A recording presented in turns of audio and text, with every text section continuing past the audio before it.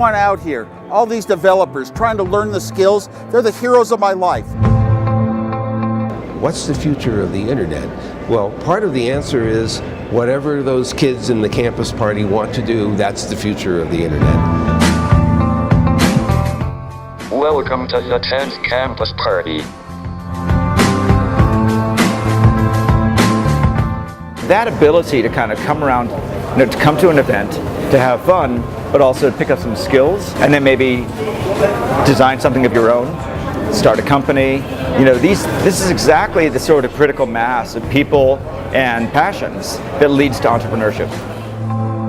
Campus Party's role in this is, I think, helping people to get together and get that spirit of innovation, the spirit that we can change the world using this. It's important because the future is here today.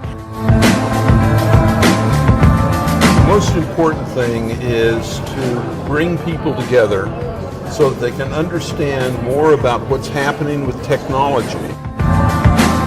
That I think this event is the most important event of the whole Spanish presidency.